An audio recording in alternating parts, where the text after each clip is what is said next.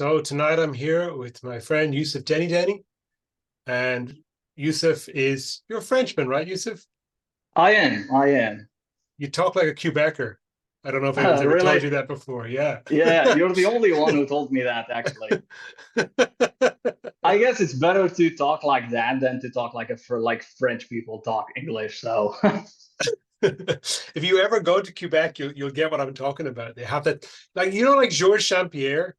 yeah. That's who your voice reminds me of, the way Okay. George talks, and he's That's not cool. too Like, bad. no, he's a very cool person. I know, right? And but you don't live in France anymore, is that right? You moved? Yeah, I moved to Bucharest, Romania a couple of months ago, Hmm. but I still have a place here, so it's kind of a back and forth situation. Right now, I'm in France, actually. Why did you make that decision to relocate? Oh man. Well, long story short, I was kind of tired of giving half of my money to the government here. So I was like, okay, Dubai is a bit of a stretch. Hmm. Let's look for something in Europe. And there was, I think Estonia was a good option, maybe not, but Bucharest, Romania was definitely one. And it's like 3 hours from here. So I was like, yeah, that's a good one. And Awesome. the reason I moved there, like the exact reasons that I started running offers, paid traffic, and all that. And the situation here in France, I couldn't deduct any write off, basically any expenses with the kind of because it was a solo property tour kind of thing. So you can't write off expenses here in France. But like, yo, I'm spending thousands of dollars on ads. I cannot not write that off. So like, okay, if I incorporate here, it's gonna be a pain in the butt with their 50% shit. So I have to move elsewhere, and Romania was the best option. Yeah, awesome. It's a thing like that's an issue for a lot of people is like where do they run their business? I know a couple of agency owners here in Ireland who've been like they've moved their whole business to Dubai simply for not quite exactly the same reasons, but similar reasons. It's like, we want to grow our business fast. I mean, the tax burdens that we face if we keep the business here in Ireland like too high, and we know we can.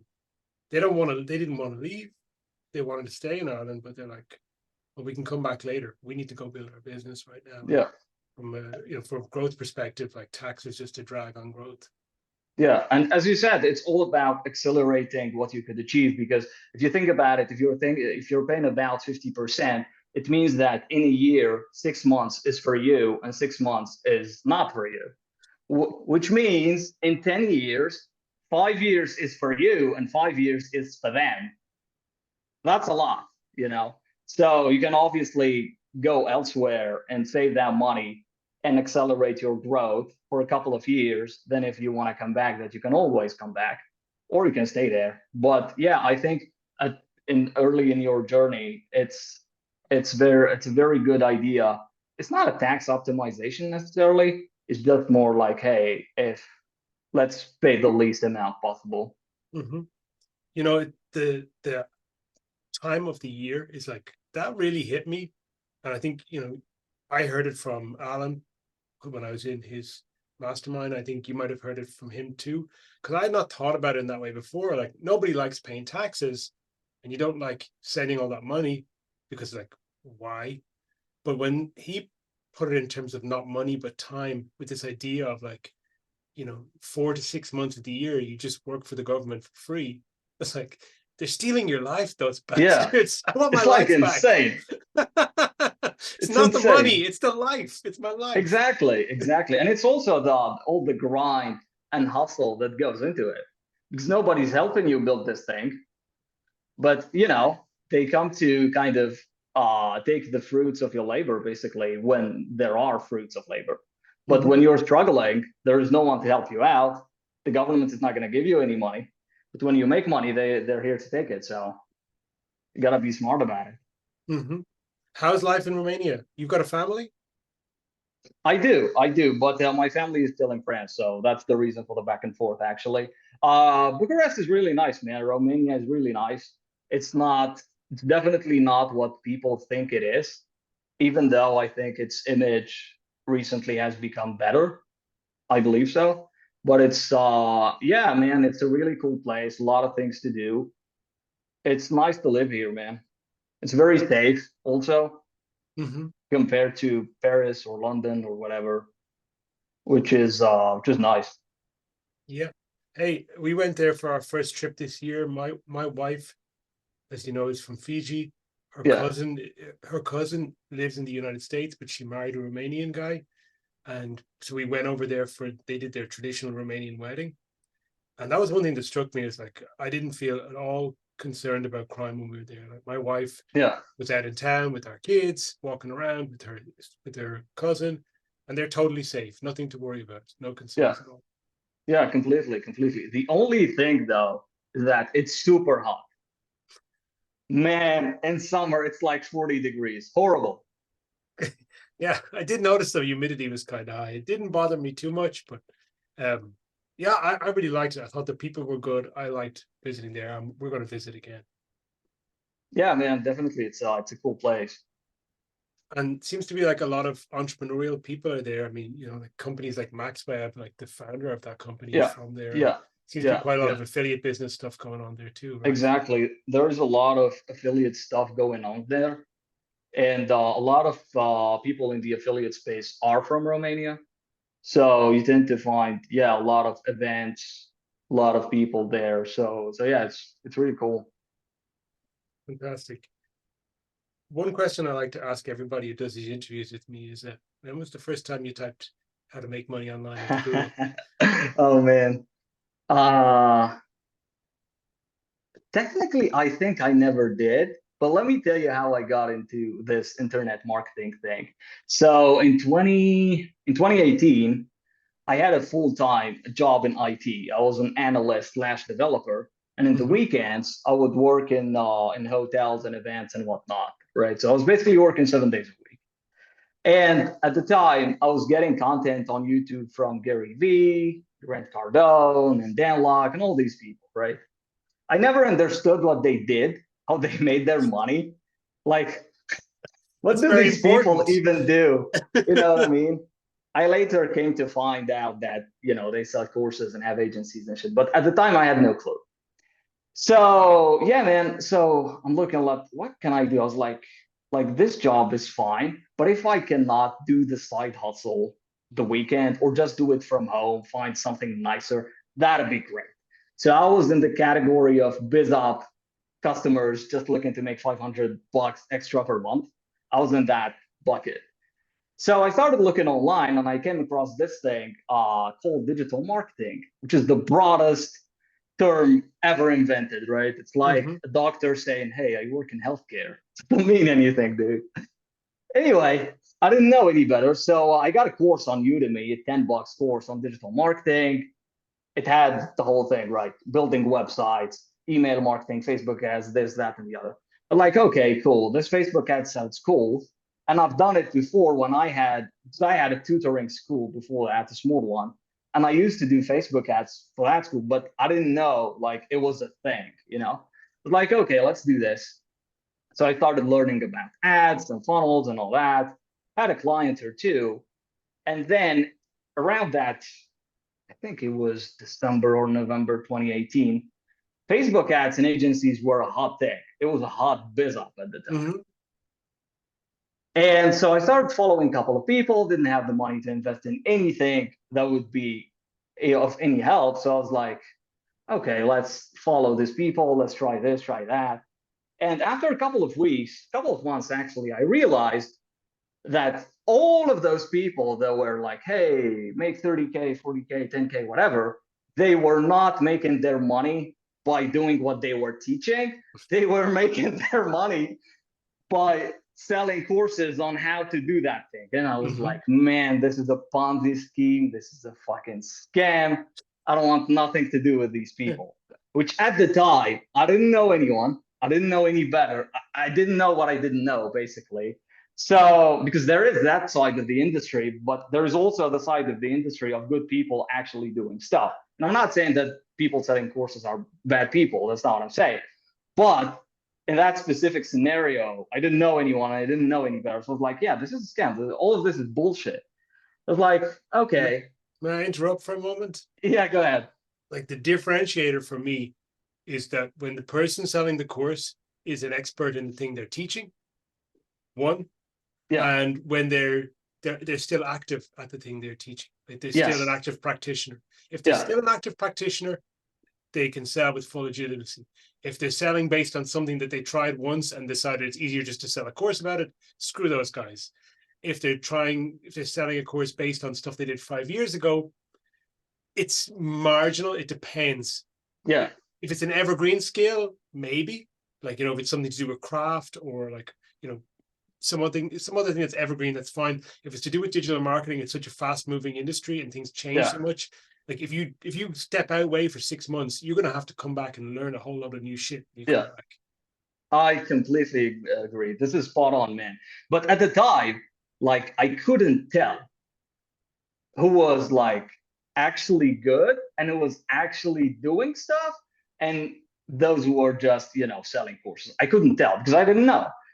And, so I left that thing alone. I was like, yeah, this is bullshit. Let me figure out something else. So I went back to tutoring. I was teaching math and physics. So go into people's houses, teaching their kids, etc. Then in 2020, yeah, I think it was 2020, COVID hit. Or it was 2021. I can't remember. Was it 2021? 2020, yeah. Yeah, 2020. So COVID came in, people started becoming more reluctant of having you in their houses, etc., etc. I lost a lot of people. So I was like, okay, I got to do something about this. So I was like, okay, building websites, it seems like everybody needs a freaking website. So let's do that. So I got into the WordPress website building thing, then funnels, and then like trying to get clients and everything on Facebook. I was like, I came across this thing, organic content, organic marketing. I was like, well, what's this? It was like, yeah, we're like write copy to get clients and etc. I was like, okay, what do I need to do? You need to write a couple of posts, basically value posts. 4 years ago, they were still a hot thing, 2, 3 years ago. Now they're completely dead. So anyway, I would find myself sitting and writing for like 2, 3 hours straight. And I loved it. I was like, man, I'm actually loving this thing. And as I was doing funnels, I realized that copy is actually the main driver of the success of those funnels, right? It's like, okay, that's like, we're getting somewhere. So I started studying copy, and I was, I didn't go into any of the new stuff. For some reason, maybe it's how I'm wired, but I'm always attracted to old school stuff. So I started studying the Ogilvy and Claude Hopkins and Gary Halbert and Dan Kennedy, all these guys. And it made a lot of sense to me, right? And I fell in love with it, actually. And for the first time in my life, I found something that felt it was completely for me. Because when I was a kid, when somebody asked me, hey, what do you want to do when you grow up? I don't have an answer. I do not know. Literally every kid around me had an answer. I didn't know. The closest thing to an answer would be a businessman, because there was a movie I remember of a cool guy with a suit and a briefcase and a hot chick. And I was like, yeah, I want to be like that guy, a businessman. But that was not the answer people are looking for. When I found this copywriting thing, I was like, yeah, this sounds really good. So, I continued learning, and I was like, okay, I'm gonna commit to this thing. I really love it. So I joined the AWAI. I'm not sure if you know what that is. Yes. Yeah. So I joined that, and yeah, man, it just clicked. Started writing, started getting freelance clients, and it took off from there. Nice. And that was what, Like 3 years ago, 2020/2021. When I met you, we met each other like last year, 22, right?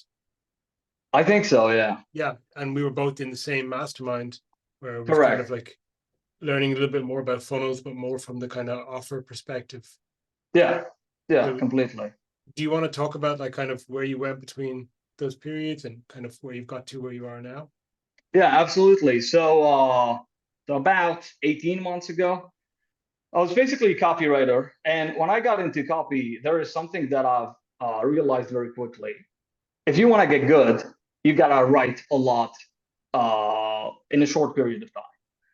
However, I'm not the guy that can write in a vacuum. Like I cannot just wake up in the morning and write a bunch of samples for no one and not being paid for it. So I was like, the best move would probably be to join some kind of agency, because you get a lot of reps very quickly and you evolve very quickly. So I was like, yeah, that sounds like a good idea, which is what I did. And I specialized very quickly in Facebook ads copy. But I also had that, I tinkered a little bit with ads before that. So I knew kind of how ads worked and everything. So I think 12 months, yeah, into that journey, I started playing with affiliate traffic and Facebook ads and all that. And then when I joined that mastermind we're talking about, Alan's mastermind, I started learning more about offers, media buying, and kind of the bigger picture of things. And yeah, man. So I got into offer ownership myself, built a couple of offers, cold traffic, obviously, and then transitioned officially to media buying, because people started asking, yeah, media. I was like, yeah, I do media buying, I guess. So I transitioned to media buying. Then at the agency I was working with, I still am, I was like, yeah, guys, like, I think I can do media buying for you too. They were like, okay, if you can prove it, which I did. And yeah, I ended up managing hundreds of thousands of dollars per month. That's kind of how it grew very quickly. And from there, I also took on some CMO, fractional CMO jobs, some gigs like that.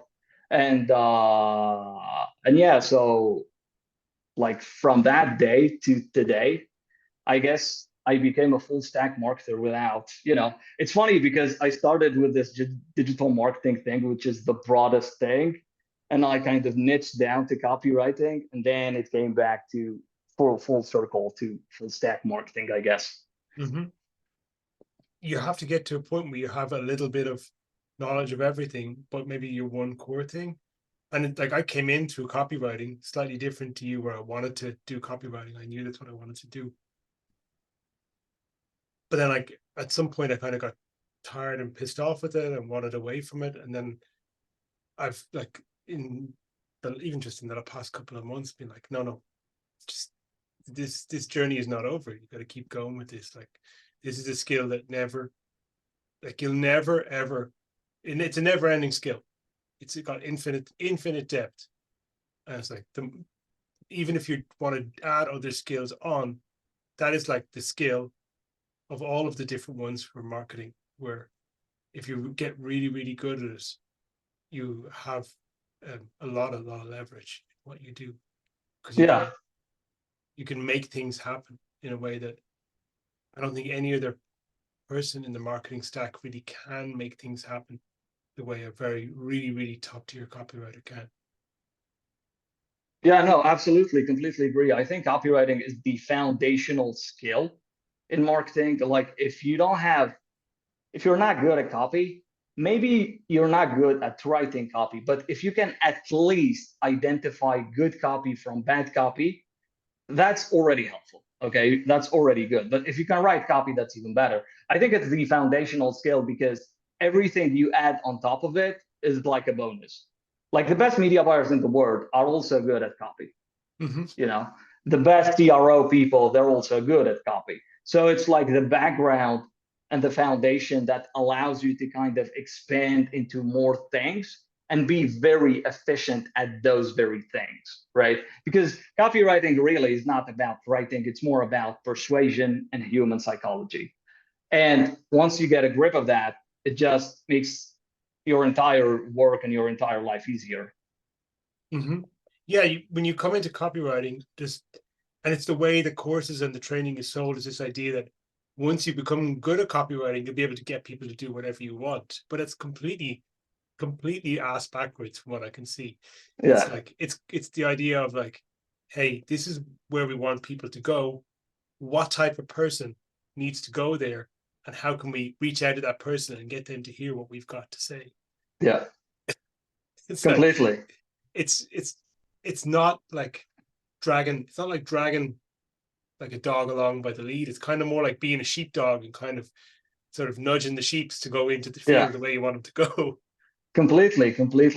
I completely agree with that. And the other thing about like copy and persuasion is that a lot of people think when you ask them about persuasion, they think it's some kind of debate where you have your own ideas and I have my own, and I try to persuade you of my ideas and you try to persuade me of yours.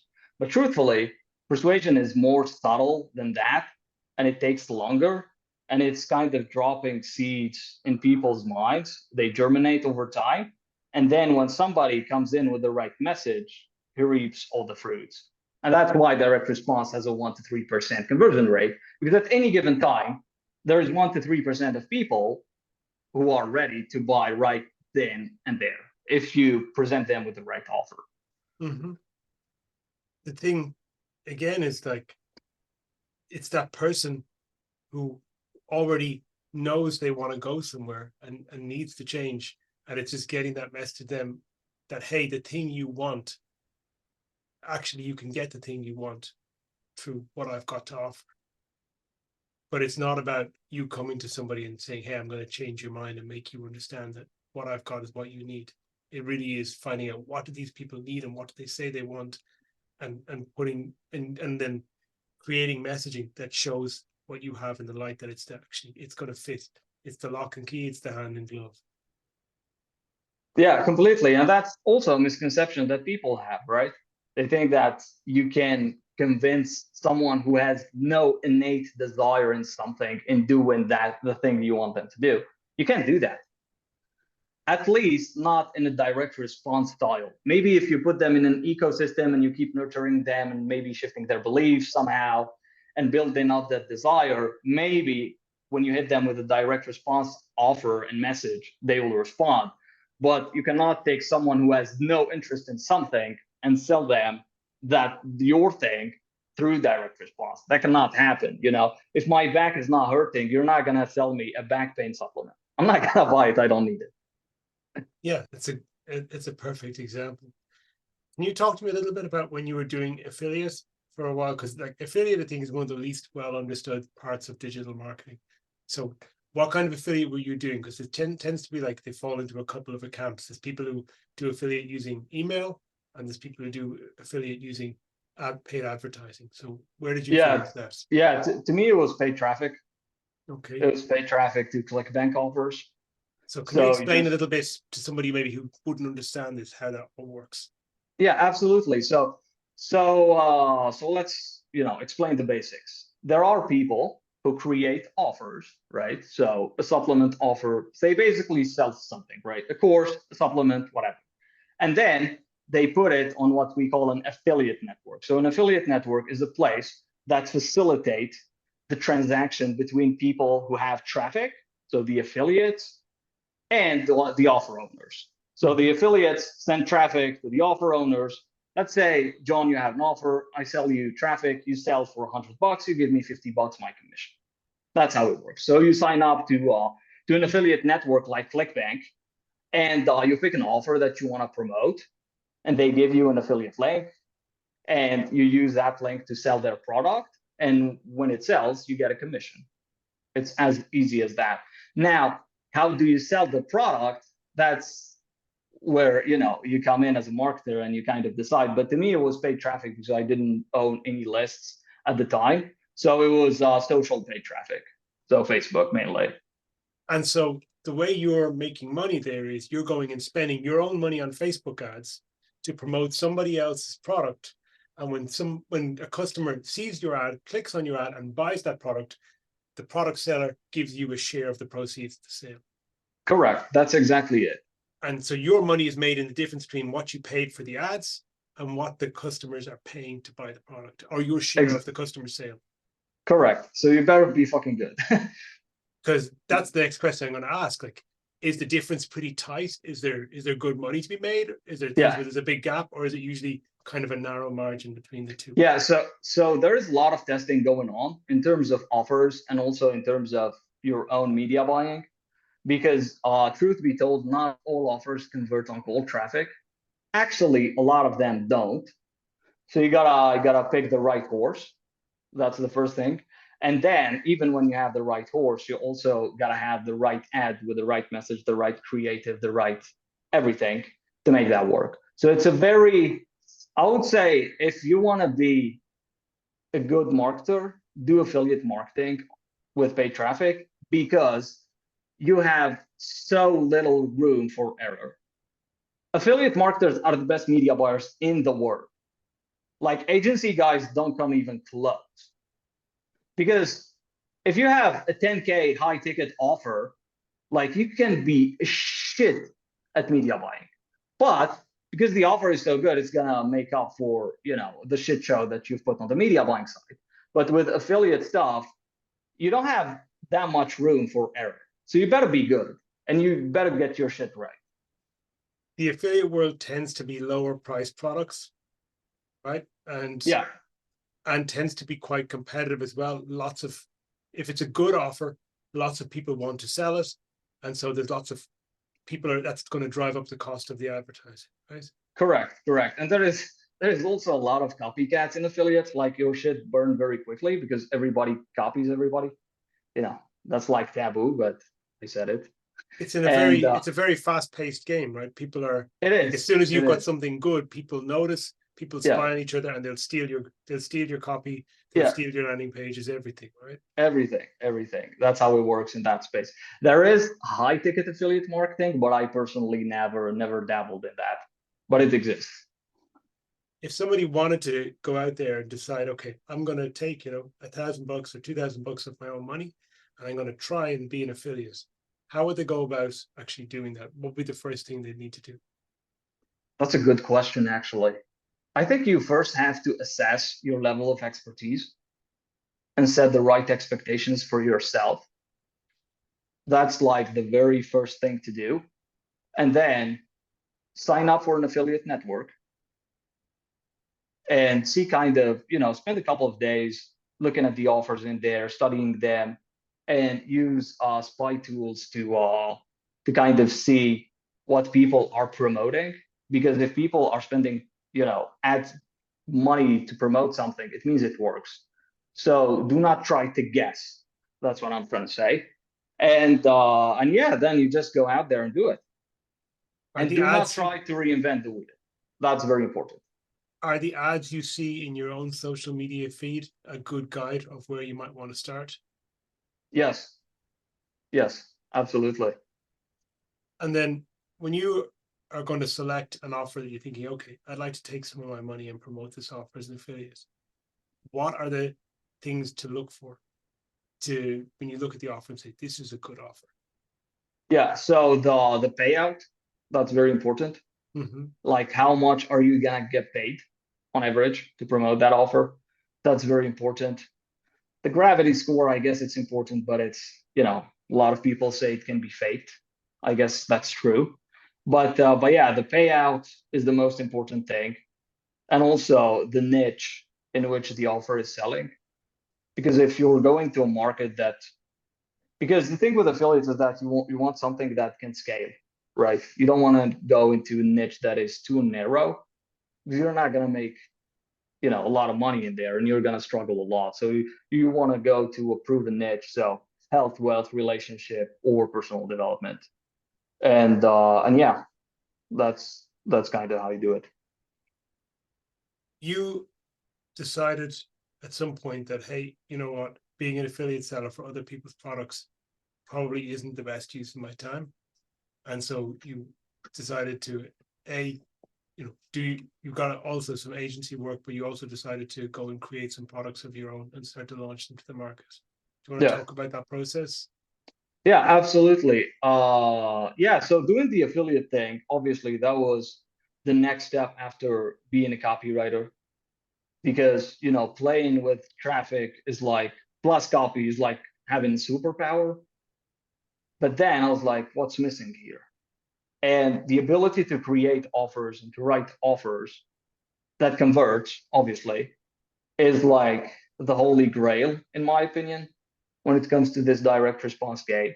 So when I was in Alan's mastermind, offers were like, Z was launching an offer, and Daniel was launching an offer, and everybody was launching an offer. So like, you know what? I'm gonna launch an offer me too. So I did that, and the way it worked is that you know, you got to study, you know, a couple of markets, see which one has, you know, is profitable and has, you know, respond to certain criteria. To each person his criteria, but first of all, it has to be wealth, health, wealth relationship, or PD. That's the first thing. The second thing, there needs to be offers in the marketplace. If nobody's selling an offer in the niche you're going into, that's probably a bad idea. So don't go there. Because I see people, oh, no competition. Yeah, that's actually a bad thing. If there is no competition, that's a very red flag. So May I interrupt you there for a moment? yeah, sure. This is like probably the most common misconception of business, is that you need to have something that's new and unique. But having something new and unique is the worst possible uphill struggle you can have, because nobody understands what you've got. Yeah. It's so much easier to be able to sell something that people already understand, because you don't have to teach them what it is before you try to sell it to them. Yeah, completely. And especially early in your career. Like if you are a multi-billion-dollar entrepreneur and you have this super, you know, innovation that you want to educate the market and sell it to them, that's fine. You can afford to do that. But as a bootstrap company, an entrepreneur, you can't do that shit. You have to take something that's proven, do not reinvent the wheel, and sell it. And that's it. Once you have enough money, if you want to do something more, you know, more new or whatever, or you want to come up with your own shit, fine. But at the beginning, don't do that. That's a big mistake. You're completely right. And it's also a misconception that people have that, and I think it comes from the startup world, because startups always need something new and fancy and groundbreaking and what's the word they use? Disrupt everything. You don't want to disrupt anything, bro. Just make money and chill, you know? Maybe disrupt later. For now, you know. I think another misconception that people have as well is that the product itself is what really matters. And a good product does matter. But for every product that's out there, you can find multiple substitutes. If you don't like Nike, you can buy Adidas. If you don't like Adidas, you can buy Puma or Reebok. And the same goes for every category of product. You don't like Sony headphones, you buy some Beats, you buy Apple headphones, whatever. They're all there. You don't like, you know, for any category of products, there are multiple substitutes. Now, the best products find ways to differentiate themselves from other products in the market. But that's a lot of that actually ends up being really, that's marketing rather than product. Like, just to give the kind of classic example, you know, like the Apple iPhone versus an Android phone. You can say, okay, they're differentiated. Apple has their own software, Google has their own software, but the core functionalities, everything they both do, they do all of the same things. Yeah. The choices come down to like price point, aesthetic preference, and the additional services and apps you want to buy for the phone. But from where I'm sitting, that really is all marketing. That's all part of how you present the product to the people who are in the market to buy it. Yeah, absolutely. You're completely right. Product is super important, and product is ultimately what's gonna determine the longevity of your business. However, you can have the best product in the world. If you can't sell it, it doesn't mean shit. Like the example that I always give is that imagine if Apple or if Steve Jobs was not the guy selling Apple, would it have the same success it has today? I doubt it. I highly doubt it. Because Steve Jobs is such an amazing salesman. Like when you see him talk on stage, like I hated Apple for years, you know? And then I saw his iPhone presentation years after he's done that presentation. I was like, man, I want to get an iPhone. The guy, he's good. You gotta give it to him. You know, he's super good. So your ability to sell your product is way more important than the product itself, especially at the beginning. And you know, a lot of people will say, no, that's not true. You need to have product that sells itself. Well, guess what? Nothing sells itself really. Mm-hmm. You know, unless it's like oxygen or you're selling water in the middle of the desert. to a starving crowd, it's not going to sell itself. I'm sorry to break it to you guys, but no, it's not going to sell itself. And like this kind of goes outside the scope of what copywriting can do, because this, like with these things, these products that are global products, they've gone beyond the scope of what just copywriting can sell. There's so many other elements that go into marketing: who's seen to use this, how it's being presented, where it's being seen, and all these other things. Yeah, But completely. And to your point, like those guys have built a brand. And I think a mistake that people make, John, is that they compare themselves to those big brands. What they forget is those are billion-dollar brands, backed by VC money, and they just don't care. They can afford to spend whatever to do whatever. You can do that. So you can emulate their moves. all of these big successes are the ones we look up to, and they're great from the point of view of inspiration, but they're not really going to point the way to how you as an individual can succeed. And then all of the people I know who have very successful businesses, but like they're not at that billion-dollar level, but making millions, tend to have something that at the core of is pretty simple. And what they've more often than not done is just chosen to actually stay focused on one thing, and remove a lot of the distractions that are preventing them from focusing on that. Yeah, completely. I think having, especially at the beginning, maybe you can diversify once you have the resources to do so. And by resources, I mean building a team, having the money to build a team, and building the infrastructure that would allow that team to do what you want them to do. But at the very beginning, with limited resources, you need to zero in one thing and one thing only. And that thing would hopefully, if you do things right, it will grow and get to a level where it would be able to feed other things. But you cannot like spread yourself too thin from the beginning. Mm-hmm. And so right now, today in 2023, what does your like typical day or week look like? How do you allocate your time, and what kind of does your energy go into? Yeah, that's a great question. So there's been a little bit of shift in my focus recently. I am kind of rebuilding my freelance business because I've been kind of neglecting that part. I was focused on the publishing side of things, publishing my own offers. So right now, what my day typically look like, I wake up somewhere between 7 and 9. I do my writing first thing in the morning, whatever that writing is. If it's a sales page, a post, an email, whatever.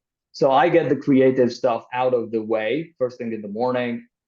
Sometimes it's client work, whatever. Then I do the media buying stuff. And then because all of my clients are US based, so typically the afternoon is for meetings and whatnot. I'm on the same schedule. US East Coast schedule is kind of where even Yeah. though I'm in Ireland, and I've actually found like it's a good schedule for me, because it means I can do writing stuff in the morning, and then the afternoon is meetings, and then late night. Actually, for me, I do like to write early in the day, but I've just found that a lot of the time my better ideas for how to write come to me late at night, and then you got to try and get them down while they're there, because they're like dust in the wind. If you have an idea and you don't get it down onto something, like just Yeah. voice note on your phone or put it on paper very quickly, it's gone in a second, and it'll Yeah. never come back, and it drives you crazy trying to think what it Oh was again. man, tell me about it. Every time it happened. But you know what I do now? Like as soon as something pops up in my mind, I take my phone, I write a note or just a sentence that would remind me of the thing, and I, put it away. Otherwise, I will forget it. Yes. Outside of your work, do you have kids? Your parents yet? Not yet. No. Not yet. So that's gonna happen soon, but not Yes. yet. For now, no kids. Good. So you've got time to focus and build. Yeah, exactly. Because You gotta take advantage of that. it does get more complicated when children are into the picture. very lucky at this point. My kids are just that little bit older and they're starting to get a little bit more independence. Yeah. And when they were younger, their mom was a stay-at-home mom at that time. Like she's now in business Yeah. herself. And yeah, it's a huge time commitment. So like any of my younger friends who don't have kids yet, I'm just like, because I didn't get into like entrepreneurship stuff till after I was already a parent. And it's Oh, like wow. then I like look at my younger friends like you with envy. I'm like, damn, you guys got so much time to do stuff. Yeah. And I mean, for a working parent, I have actually more time than most people I know who seem, because I don't have to work on a 9 to 5 schedule. Yeah. Like for somebody who's in a 9 to 5 job and it has a family and stuff, it's very, very difficult to break away from that. Yeah, it's completely, I can only imagine. And also, I think it puts you kind of in a box, which, and you just can't move really, because people get into this scenario where you have your mortgage, you have a 9 to 5, you have kids. There is not much you can do because people are dependent on you, and you're responsible for them. So it's like, yeah, you got yourself into this. So I'm not saying you can't get out of it, but it's gonna be really, really hard. Yes. I mean, when I quit my last job, which was like managing a construction company, that was yeah, it was scary shit. Yeah. It took about 18 months before I was like feeling like, okay, this actually could work out. Like the Yeah. first 18 months, like, oh God, this ain't happening. Yeah, man. And even when you do it, maybe, I don't know, maybe you second guess it. Like, is it the right decision? Like, what if it doesn't work? And it's normal, but at the end of the day, like you really gotta know what you want to do Mm-hmm. and just do it. And at the end of the day, you're not gonna die. Like worst case scenario, you get back to where you were before, and that's it. Yeah, all the fear stuff that happens, and I understand why people feel fear, and I feel a lot of fear myself. But like most of the things I've been afraid of happening never actually happened. Yeah. And most of the shitty things that have happened, actually, once they were done, it was like, hey, you know what? I'm still alive. It's not so Yeah. bad. That's so true. Yeah. That's so true. And fear is the thing. It's probably the number one thing that holds most people back. But as you said, most of those fears never come true anyway. Mm-hmm. And even if they do, they're not as bad as you think they would be, and they're not going to kill you. The other thing, though, what I've noticed a bit more of late is that identifying the fear itself can also be a challenge, because we Yeah. all give ourselves these excuses. Oh, I can't do this because X. Yeah. And it's like when you dig into that reason, it's like, no, there's something else underlying that. You've just given yourself a convenient story so you can close off that avenue in your mind, but there's something underlying it. And what I found very good for that is I have a friend, a mutual friend, Z, and he's Yeah. like the really like hard charging young guy. Like Yeah. always like, he's like, you're full of shit, John. That's just an excuse. I'm like, oh wow, you're right. Thank you. Like he's always catching me like with these bullshit excuses. Like, and I'm always grateful because there's very few people who will be direct enough to say that to you. Most Yeah. people just say, yeah, bro, you're right. Whereas it's really good to have some friends around you who will check you and say, hey, that's Yeah. full of shit. Be honest. Completely. Completely. Having someone calls you out on your bullshit is super important. And also having the ability to take a step back and say, because you can also get defensive and say, oh, fuck you, what do you know? Mm-hmm. Right. But instead, you take a step back and you're like, you know what? You're actually right. And I should be doing this thing and I'm not doing this, or I'm doing this thing and I should be doing another thing or whatever. And yeah, so that in and of itself is, in my opinion, a skill to be developed, the ability to take feedback and to not get defensive about it. Mm-hmm. And I think that a lot of people don't have that. They just take it personally and they're like, oh, what do you know? And if you were in my shoes and this and that, I'm like, yeah, whatever. I guess you're right. Yeah. I mean, you can't trust the feedback from everyone, because sometimes people are just giving feedback out of being spiteful or out of their Yeah. own trauma or their own pain, which they're projecting onto you. But when you do find those few people who are like, give you honest feedback, and not like, 8 times out of 10, their Yeah, feedback is actually, relevant and valuable. It's like, okay, it's annoying that you've said that to me, and I feel pissed off. I don't like to hear this, but I can't deny that it's true. And I should really like take a good look at this and see if actually there's an opportunity for me to sort of get rid of something that's been in my way or holding me back here. absolutely. That's completely true. And the other thing that's important about that is taking feedback from people who you want to be like in that very specific area you're asking for feedback on, right? So if you're asking for feedback on, I don't know, man, workout, fitness from a fat guy who's a millionaire, that's probably a bad idea. Mm-hmm. But if you're asking him about money and business, that's a good idea.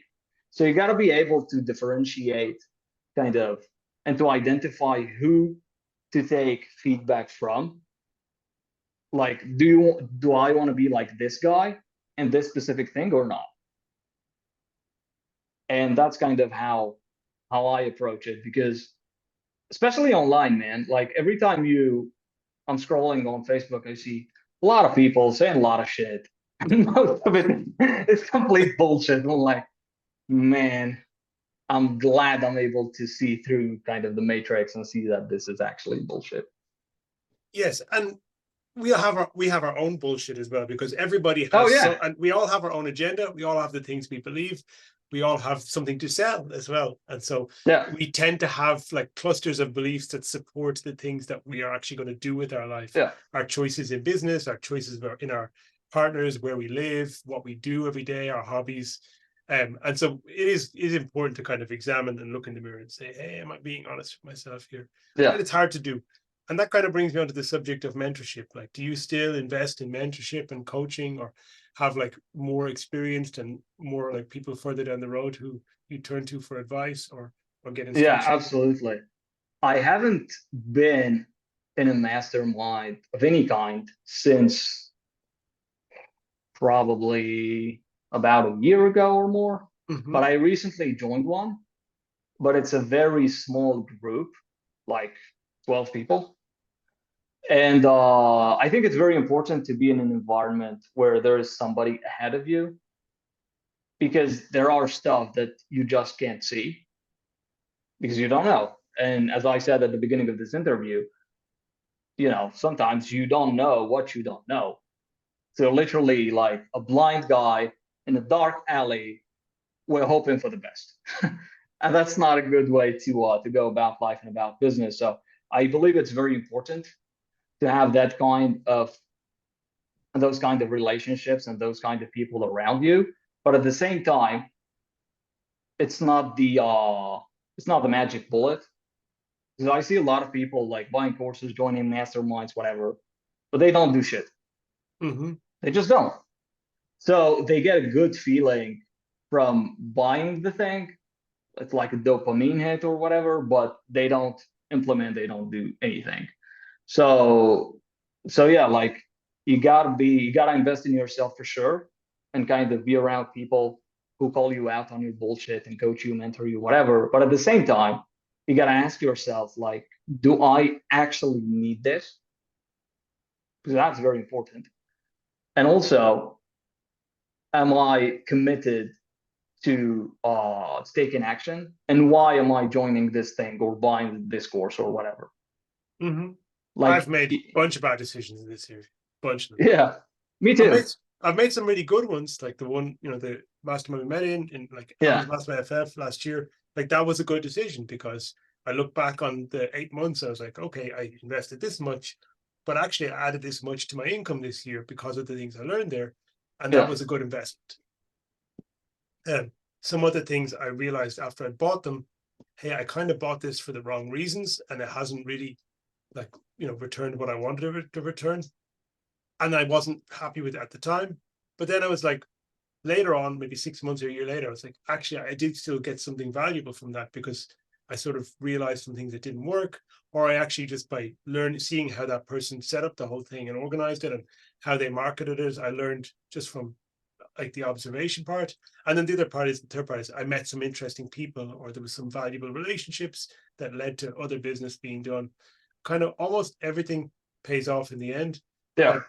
Like the problem is sometimes you do buy things for the wrong reasons, and you think, oh, if I just get this thing, it's the next piece of the puzzle. And it's like, it never is. It's often, more often than not, just a way of like trying to absolve yourself from responsibility temporarily.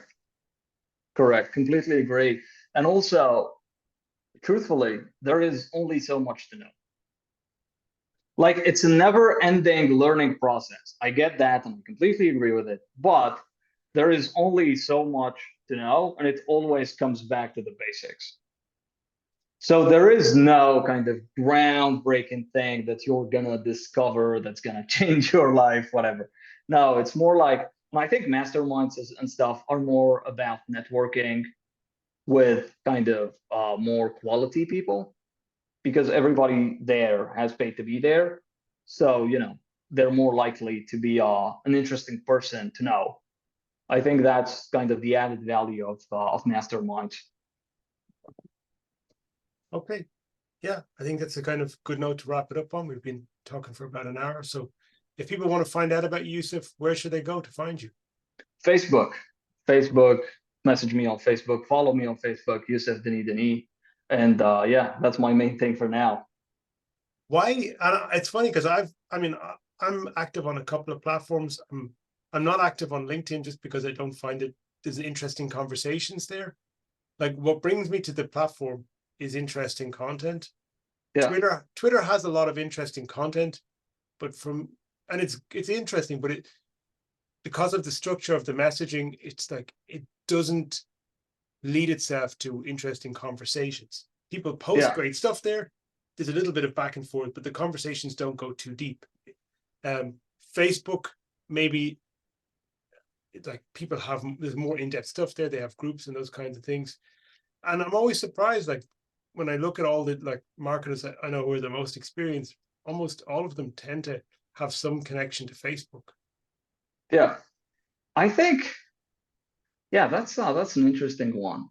Is it just because of the advertising platform that's like people hang out where they're spending their advertising money?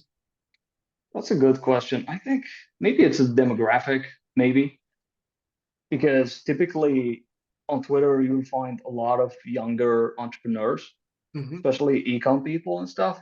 But yeah, it's an interesting one. Most of us are on Facebook probably because of groups, I would say. Groups are a big thing. As you know, every big name in our industry, or every big guru, even small ones, have groups, which is something that you cannot find on Twitter, for example. On LinkedIn, there are groups, like, they do exist, but they're just useless. So yeah, that's an interesting insight. All of us are on Facebook. Personally, I find it hard to be kind of present everywhere. I do have profiles on those platforms, but I never keep them up, you know. Just maybe I'll post once in a while, but that's it. Actually, one thing I would like to ask before we wrap, one thing that just came to me is, like, because that's true, different people have different ways about going and getting new business. What is your preferred methodology for, like, getting new business, finding new client relationships? Yeah, to me, it's Facebook. People come inbound. I post stuff and they just come. And sometimes it's through referrals. That's kind of Facebook is my main acquisition channel for clients. Awesome. But as I said at the beginning of the interview, I need to ramp up things because I've been sleeping on it. So I gotta stop being lazy with this freelancing thing. Okay, good. Well, maybe, some people will see this conversation and reach out to you through that. Yeah, maybe. Never know. Okay. Thanks so much, Youcef. Appreciate you being here tonight. Thanks a lot, John. See ya, brother.